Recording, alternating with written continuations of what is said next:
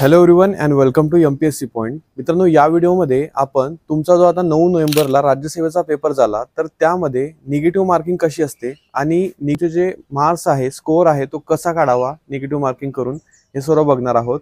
बऱ्याचदा आपण काही चुका करतो, त्यामुळे आपला चुकीचा स्कोअर निघतो आणि मग रिझल्ट आल्यानंतर, कट ऑफ आल्यानंतर आपण आयोगाला दोष देत बसतो की माझं नाव लिस्टमध्ये आलं नाही, मला स्कोअर होता. पण तसं काही नसतं, तुमच्याच काही चुका असतात स्कोअर कॅल्क्युलेट करताना, त्यामुळेच आपल्याला हा प्रॉब्लेम येत असतो. तर या व्हिडिओमध्ये आपण complete in detail with example बघणार आहोत.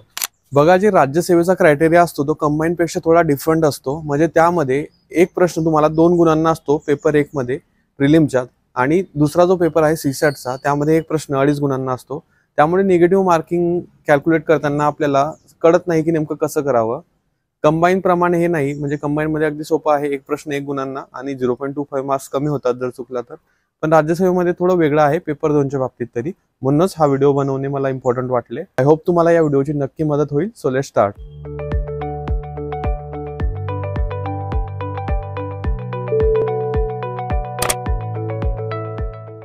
तर बघा, एमपीएससी मध्ये निगेटिव्ह मार्किंग जी आहे ती 1/4 आहे. म्हणजेच जर एखादा प्रश्न 1 गुणांचा असेल तर त्याचे 1/4 म्हणजे त्याचे 25% हे वजा होत असतात तुमच्या बरोबर गुणांमधून. समजा 1 गुणांचा प्रश्न असेल तर जर तो चुकला तर तुमचे 0.25 गुण कमी होतात. जर 2 गुणांचा असेल तर 0.50 गुण बरोबर गुणांमधून कमी होतात. राज्यसेवेचा पेपर 1 जो आहे जीएसचा, त्यामध्ये एक प्रश्न जो आहे तो 2 मार्कांना असतो. असे एकूण 100 प्रश्न असतात आणि एक प्रश्न 2 मार्काला म्हटल्यावर 200 गुणांचा हा पेपर असतो. पेपर 2 जो आहे यामध्ये एकूण 80 प्रश्न असतात आणि प्रत्येक प्रश्न 2.5 गुणांचा यामध्ये असतो. असे तुमचे 200 गुण होतात. म्हणजे पेपर 1 200 गुणांचा, पेपर 2 200 गुणांचा. यातील पेपर 2 जो आहे तो क्वालिफाईंग आहे. त्यामध्ये फक्त मिनिमम 66 प्लस मार्क्स तुम्हाला घ्यायचे असतात, तर तरी तुम्ही पास होऊन जातात, क्वालिफाय होतात. पण जो कट ऑफ आहे तो पेपर 1 वर डिपेंड आहे, ज्यामध्ये तुम्हाला 200 पैकी कट ऑफ इतके मार्क्स पाडावे लागतात. मग या दोघंही पेपरमध्ये निगेटिव्ह मार्किंग करताना आपल्याकडून काही चुका होतात, त्या व्हायला नको, म्हणूनच हा व्हिडिओ मी बनवलेला आहे. आता मी तुम्हाला विथ एक्झाम्पल सांगणार आहे की समजा एवढे प्रश्न चुकले आणि एवढे बरोबर आले तर तुम्ही तुमचे गुण कसे कॅल्क्युलेट करू शकतात. ते तुम्ही तुमच्या प्रश्नांना करायचं, ते कॅल्क्युलेशन जे आहे ते अगदी सोपं आहे. पण सीसॅट बाबतीत थोडं क्लिष्ट आहे, किचकट आहे. त्यामुळे आपण सीसॅटचं आणि जीएसचं दोघांचं बघणार आहोत. सो बघा, पहिल्यांदा आपण पेपर 1 बाबत बोलूया. पेपर 1 मध्ये 100 प्रश्न असतात 200 गुणांना, एक प्रश्न 2 गुणांना आणि निगेटिव्ह मार्किंग यामध्ये 1/4 असते. तर बघा, जर समजा तुमचे 70 प्रश्न बरोबर आले, आता हे तुम्ही तुमचे जेवढे बरोबर येतील तेवढे इथं कॅल्क्युलेट करायचे. मी इथे फॉर एक्झाम्पल घेतलेलं आहे, 70 बरोबर आले तर एका प्रश्नाला 2 गुण आहेत, म्हणून 140 तुमचे या 70 प्रश्नांचे गुण बनतील. 70ला 2 न गुणायचं, म्हणजे जेवढे तुमचे बरोबर येतील त्याला 2 न गुणायचं.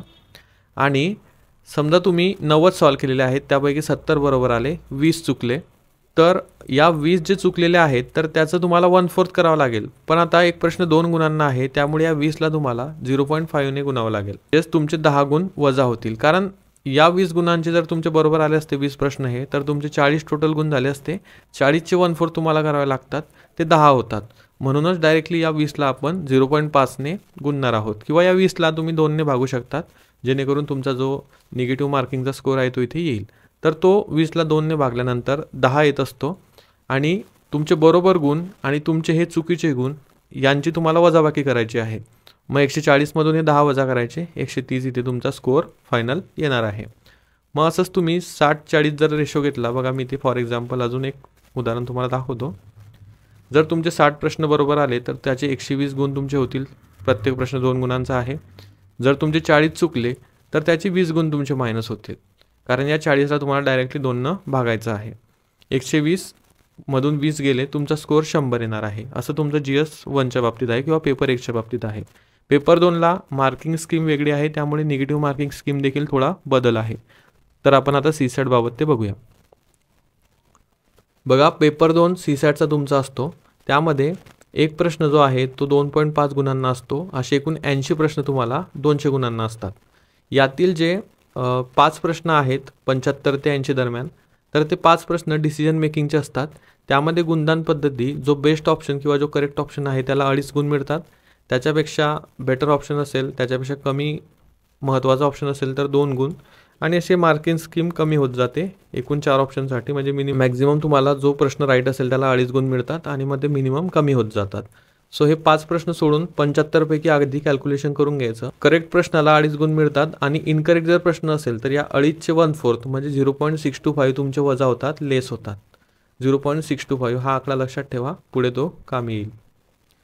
बघा, समजा टोटल 80 प्रश्नांपैकी 5 डिसिजन मेकिंगचे सोडले आणि तुम्ही सर्व अटेम्प्ट केलेले आहे असं पण मानलं तर तुमचे या 75 पैकी जर 60 बरोबर आले समजा आणि 15 चुकले तर तुमचं स्कोअर कॅल्क्युलेशन कसं होईल ते बघा. आता समजा तुमचे 60 बरोबर आले तर या बरोबर आलेल्या प्रश्नांना 2.5ने गुणायचं म्हणजे 2.5ने गुणायचं. मग 60ला जर तुम्ही 2.5ने गुणलं तर तुम्हाला 150 एवढे मार्क्स येणार आहेत. आणि आता निगेटिव्ह आपले जे आहेत ते 15 प्रश्न आपले चुकलेले आहेत असं आपण मानलं तर या 15ला 0.625ने गुणायचं म्हणजे जेवढे तुमचे प्रश्न चुकलेले आहेत 100 पैकी त्याला 0.625ने गुणल्यानंतर जो काही आकडा येईल तो या बरोबर आकड्यामधून वजा करायचा आहे तुम्हाला. सो बघा, आता 150 जर तुमचे इथे 60 गुणिले 2.5 झाले तर त्यातून हे 9.375 किंवा 9.375 आपण वजा करू आणि तुमचा स्कोर येईल 140.625. तर हा तुमचा फायनल CSATचा स्कोर असेल. म्हणजेच जेवढे बरोबर आले त्याला 2.5ने गुणायचं, जेवढे प्रश्न चुकले त्याला 0.625ने गुणायचं म्हणजे तुमचे निगेटिव्ह होणारे मार्क्स तुम्हाला येतील. सो अशा प्रकारे हे सिम्पल कॅल्क्युलेशन असतं. फक्त याला जास्त कॉम्प्लेक्स बनवू नका, जसं इझी घेता येईल तुम्हाला तसं घ्या आणि या प्रकारे तुमचे गुण चेक करा. आय होप तुम्हाला या व्हिडिओची मदत होईल. व्हिडिओ आवडल्यास लाईक करा, चॅनलला पहिल्यांदा आला असाल तर सबस्क्राईब करा. आजच्या व्हिडिओसाठी एवढेच. आपण भेटूया पुढच्या व्हिडिओमध्ये. Thank you for watching.